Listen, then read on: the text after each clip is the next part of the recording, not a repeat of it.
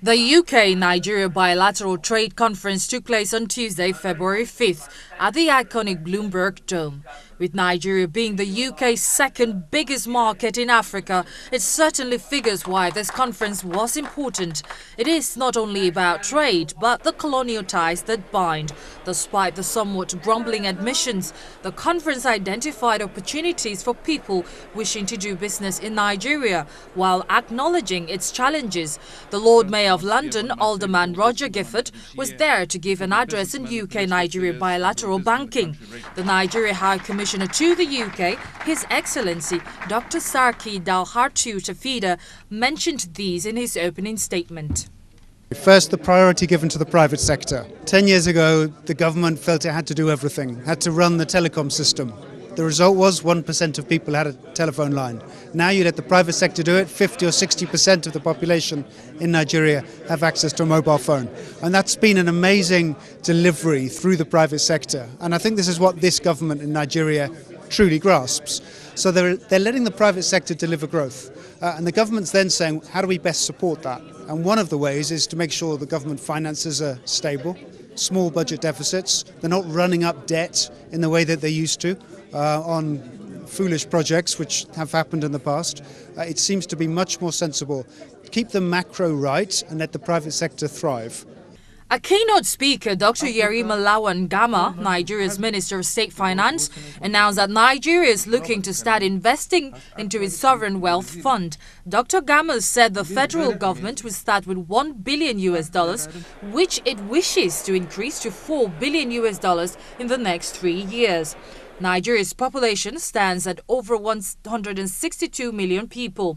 Norway, on the other hand, with a population of close to 5 million people, already has a sovereign wealth fund to the tune of $600 billion. Comparatively, Nigeria still lags behind in investing to offset shortfalls or shocks to its economy. Dr. Ngama remains positive yet, in spite of the challenges. Well, I think you have to come and interact.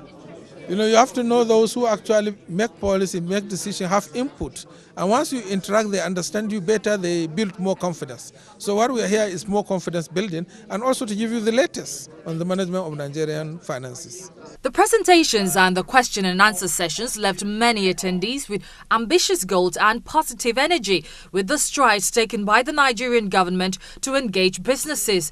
Nigeria has now become the second most attractive destination for foreign direct investment in Africa. Its fast-growing economy, with a huge market potential, has seen it growing steadily at almost 7% at the close of last year.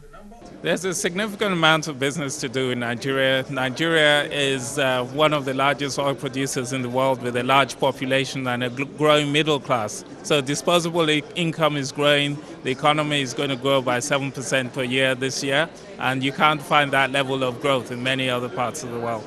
My specific interest was in developing relations between the UK and Nigeria. It's a very exciting time now for the two countries. The supply side reforms of the current government are really transforming very important areas of the Nigerian economy, making it a more attractive place to do business.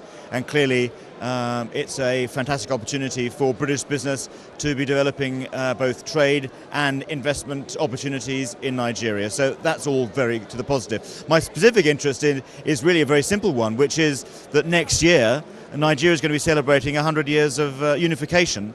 The organisers of the event could not have hoped for a better conference on Nigeria and the UK and the chance to create mutual wealth opportunities.